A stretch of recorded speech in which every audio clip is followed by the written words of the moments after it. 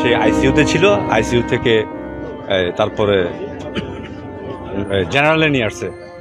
তখন আমাকে বলল যে আপনার ছেলে 100% গেছে গা, একমাত্র ভগবান আল্লাহর উপর।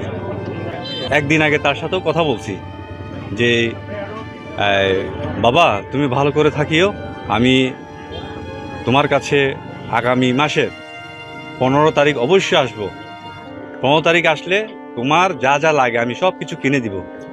আমার সাথে কথা হয়েছিল, কিন্তু ভাগ্যের পরিনির্মম হাস যে মানে প্রত্যেক দিন আমাকে সে স্কুল থেকে ছুটি হওয়ার পর আমাকে ফোন দেয়, বাবা আমি ভাত খাইতে যাচ্ছি, বিকেলে তোমার সাথে কথা আছে। ওই দিন ছুটি হচ্ছে না, 10 কি 15 মিনিটের কারণে ছুটি হচ্ছে না, তার কারণে এই অবস্থা আজকে। তো এই একদিন আগে যে কথাগুলো বলছি আমার কাছে মনে হয় যে সব স্মৃতির মতো।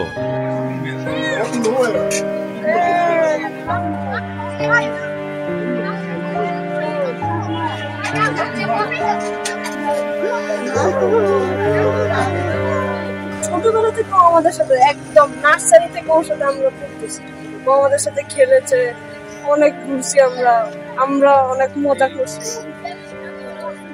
কিন্তু এখন আমার বিশ্বাসই হচ্ছে না ওর এরকম অবস্থা। আমি জানার পরে আমার একবারে হঠাৎ কেমন লাগা শুরু করছে, কেমন ও তো এতদিন আমাদের সাথে ছিল, আজকে হঠাৎ করে ও নাই।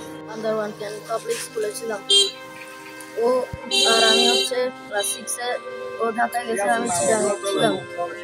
ওর সাথে আমি ওই ছুটির সময় এসে খেলতাম। নার্সারি থেকে আমরা সবাই একসাথে বড় হয়েছি, সে ক্লাস 5 ছিল, সবাই একসাথে থাকতাম, মিশতাম। ও আমার এক্স ক্লাসমেট।